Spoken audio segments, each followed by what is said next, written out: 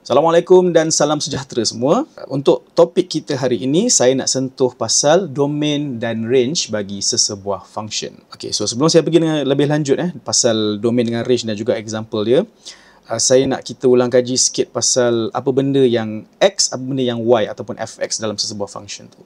So, semua ingat lagi tak bila dekat sekolah dulu, masa anda belajar straight line graph, anda nak plot graph, anda akan buat table. Lepas buat table tu, anda akan letak x dengan fx ataupun x dengan y kan. Lepas tu, anda letak x dulu. Lepas tu, bila substitute nilai x tu ke dalam function tu, y dapat apa pula. Kenapa kita start dengan x dulu? Sebab x itu adalah independent variable. Manakala y dependent. Y bergantung kepada value of x untuk dapat output tersebut. Okay, so with that being said, kita masuk kepada definition domain dengan range. Domain ini dikatakan sebagai set of possible values that qualifies as input to a function. Nah, bagi faham senang macam ni lah. Domain ni merujuk kepada nilai x. Okay? Dan apakah nilai x yang boleh untuk sesebuah function tu? Okay, sebagai input. Ada tak value yang boleh, ada tak value yang tak boleh. Okay? So, sebab bergantung kepada sesebuah fungsi tu, ada kriteria dia.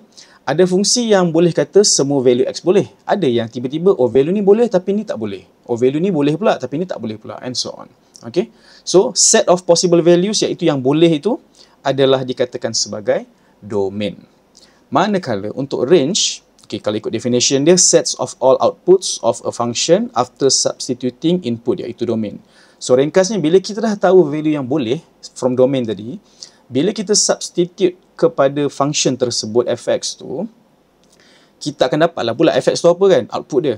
So, daripada nilai serendah-rendahnya sampai setinggi-tingginya, itulah range dia. Okay? Maknanya range, of course, dia bergantung kepada domain.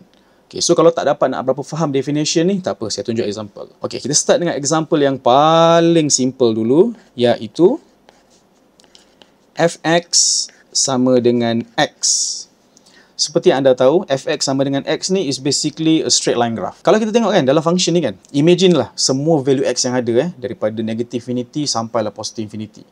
Ada tak apa-apa value yang menyebabkan function ni jadi undefined ataupun jadi math error? Tidak ada. Okay, so dalam case ini, dia punya domain, saya tulis sebagai D, df, domain bagi function f, kita katakan dia sebagai x can be any real number. Okay, ataupun kita boleh juga tulis sebagai x, dia punya value adalah from negative infinity sampai infinity. Maknanya semua value boleh, tak ada masalah. Okay, manakala bila kita tengok range dia pula, disebabkan value x ni, sekarang ni kalau kita tengok mapping dia sama. Y sama dengan x. So, bila x boleh semua real number, maka fx pun boleh semua real number juga. So, kita boleh tuliskan untuk range kat sini, maka since x adalah semua real number, fx pun adalah any real number juga. So, kita boleh tulis macam ni lah.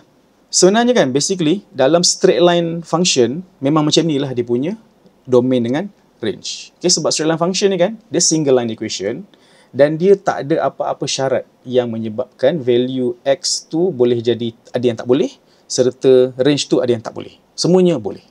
Okay? Okay, kita tengoklah contoh kalau kita upgrade kepada kuadratik. So, saya tukar kepada fx sama dengan x square. Ada tak value apa-apa yang bila kita ganti masuk ke dalam function ni, dia jadi math error? Tak ada kan? Kita masukkan value daripada sekecil-kecil value sampailah sebesar-besar value, tak ada apa-apa isu dekat function ni. Okay? Kalau siapa yang kurang faham pasal isu tak ada isu ni, okay, nanti akan saya tunjuk pada example yang berikutnya. Okay, so kita dapati domain bagi function ni, since tak ada value yang menyebabkan function ni jadi error, the possible values of x adalah sama je dengan atas ni, iaitu x can be any real number ataupun x boleh juga ditulis sebagai from negative infinity sampai infinity. Manakala untuk range, okay, range ni kena hati-hati sikit. Okay, dia berbeza dengan example atas. Example atas, kebetulan, bila domain f ni, all real number, range pun all real number juga. Untuk case fx sama dengan x square ni, tak.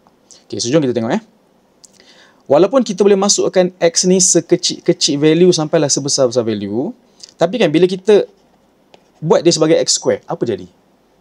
Okay, so sebenarnya, any product of x square, bila kita ganti masuk value, dia sentiasa positif.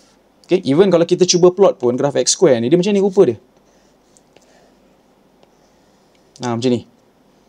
Okay, So kat sini pun kita boleh nampak tau sebenarnya graf ni untuk fx, ni kan paksi fx ni paksi fx. Dia hanya wujudkan daripada sini sampai atas.